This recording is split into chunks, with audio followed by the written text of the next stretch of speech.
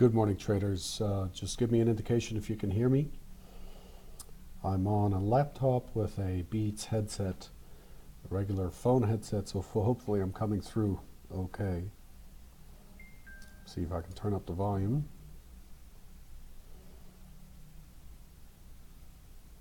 This was tested, but who knows? All right. Okay, thanks for joining me. This is another Trader Bite. It is 9:02 a.m. Eastern U.S. time on Monday, the 16th of October, 2017.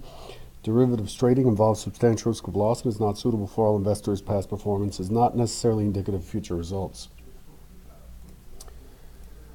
Overall, the market is stronger this morning.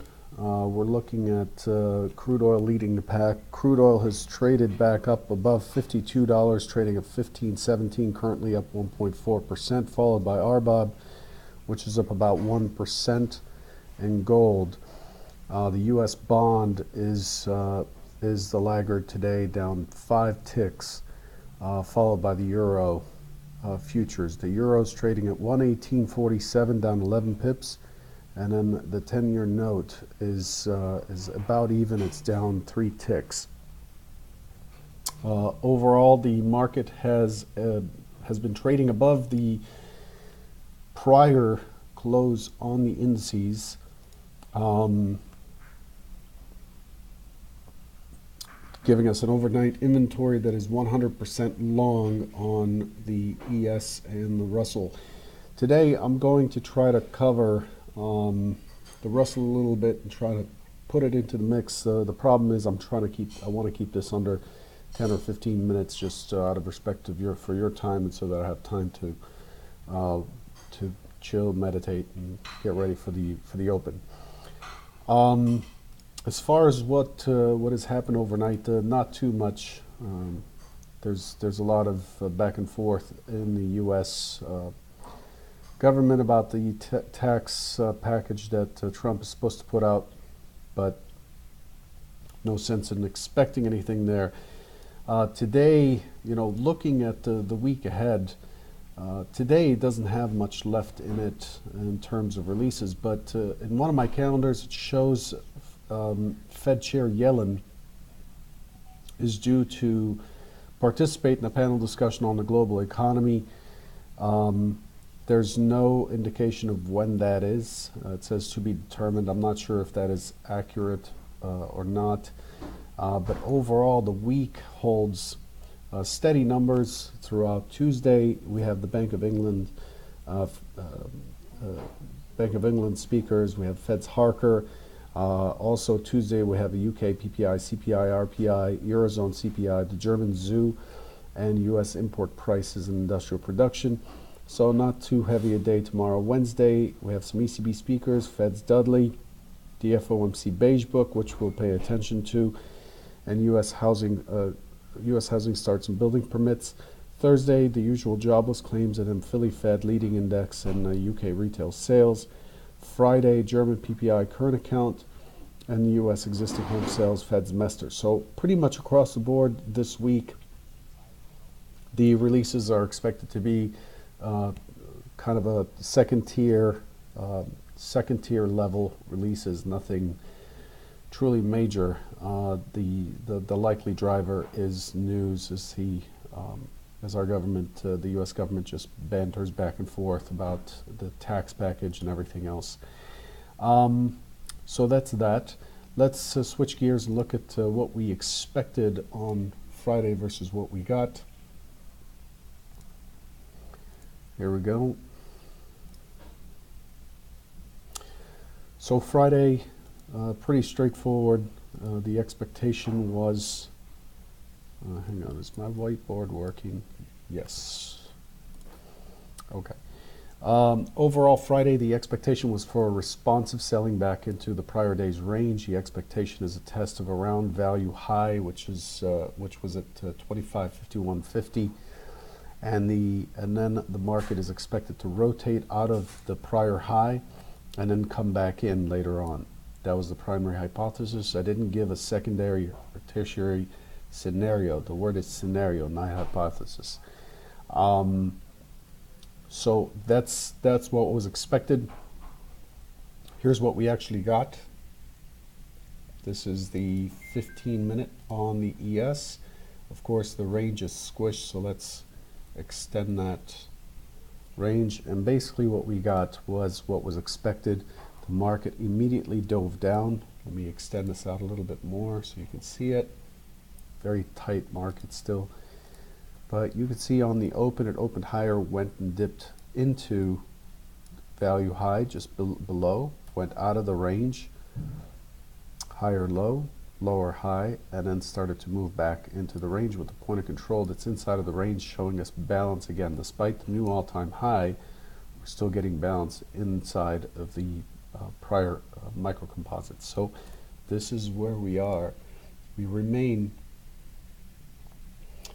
in this range. We keep grinding up. If you look at a daily, you'll see us grinding up higher and higher. We keep pushing higher. There's a tick there, and then a couple points on Friday. But overall, we still continue to grind up. The market has slowed down in its ascent for now, but overall, it's pushing out, squeezing out all the shorts. The volume is high. Okay.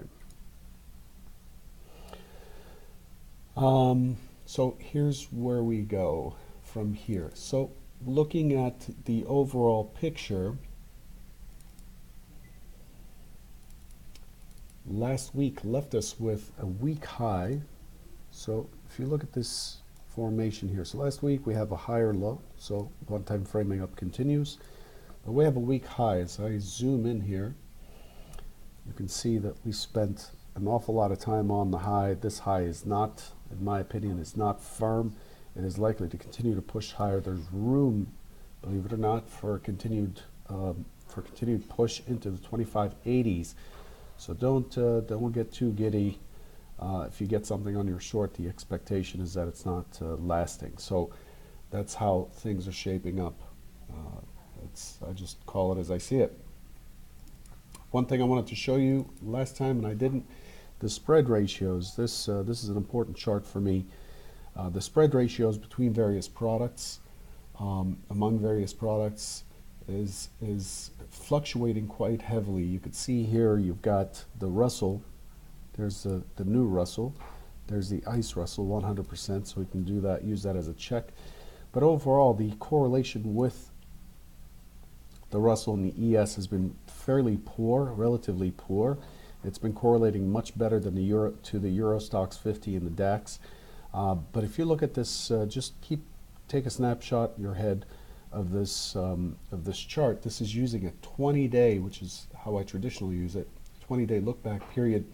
If you drop it to a 5-day, look at how tremendous the change is when you look at a 5-day. At a 5-day, the correlation between the Russell and the ES drops to about 30%. With the NASDAQ, it's inverted, and we can see that just by looking at a 15-minute. The correlation with the ICE Russell is still very high, but overall, the correlations are very poor between the small caps and everything else. So when I show you the Russell in a moment, you'll see what I mean. It's kind of on its own track.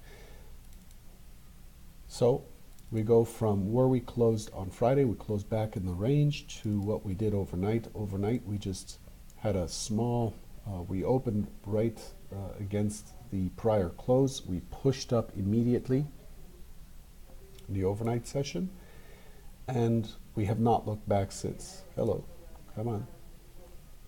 My laptop's not able to keep up, even though it's a i7. So here it is. We pushed right off the open. We pushed higher. We have an impulse high, consolidate. We have a higher high, and then we start to get corrective. And we're still holding on near highs, but overall, look at the shape of this profile. It is kind of got a belly shape here. It's showing some weakness at the lows. So hard to see what the first rotation is going to look like.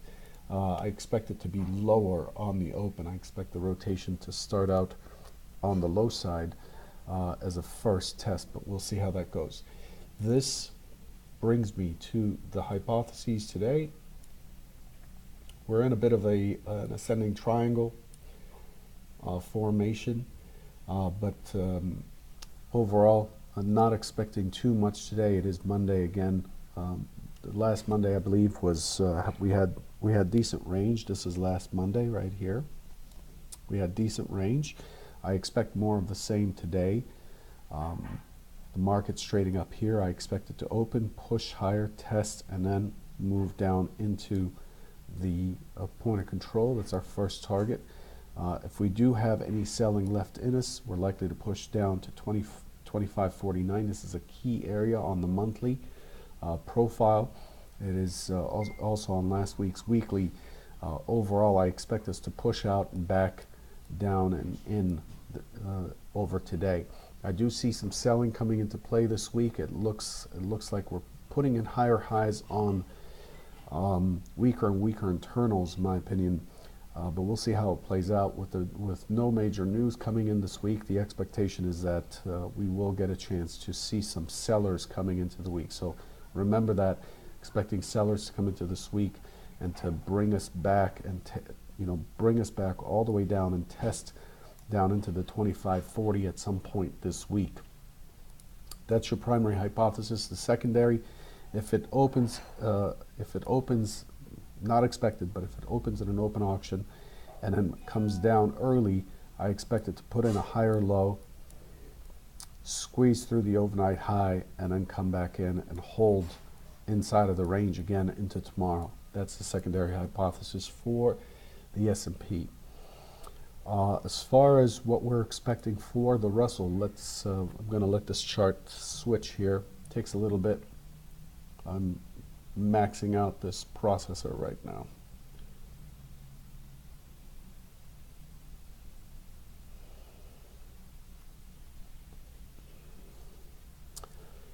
Yeah, this takes a little bit. Probably should remove some of these things on here. So here's the Russell. The Russell did not look at all like the S&P did. You see that right away, right here. You see that lower high, lower high, lower high, higher low, higher low. So the Russell looks like it is reaching an apex and is ready to break out. Some great rotations in a Russell on Friday. Tough read though, but some really good rotations. You can see that for a 3-tick Renko, it's filling in the screen pretty good. See that?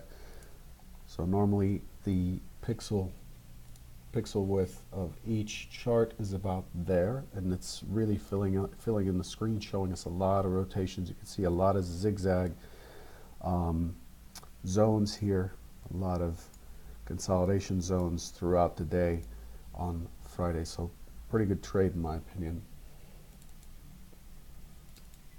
Of course, a lot of movement doesn't always translate into a good trade or profitability, but overall the Russell is showing lower highs, lower highs, lower highs, lower highs, and then has been in this down channel. You can see this channel line, and then picked up and started to put in a wedge type of formation. The expectation with this type of consolidation, the expectation is a big break out of here. So the Russell's expected to make a push one way or another. It's one to keep an eye on. If you look at the overall stance of the auction, very beautifully balanced up top in a P shape. Okay, and it's failing below the point of control. I expect it to get tangled up here today, but I'm looking for a strong push down to take us to the next balance area, which will be down in the 1490 to 1470, down in this area here in the Russell.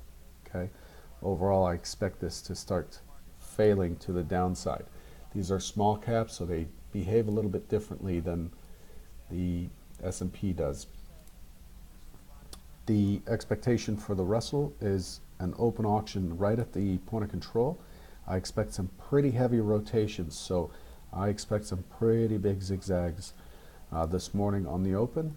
I expect it to poke out, fail, and then push the other side as a primary hypothesis. So I'm looking short on any failed tests. This doesn't mean I get short as soon as the market opens, but I'm going to be looking short on failed tests. I have to wait to see that the market is failing, that there aren't new buyers or the third force, as I cover in webinar 3 on my website.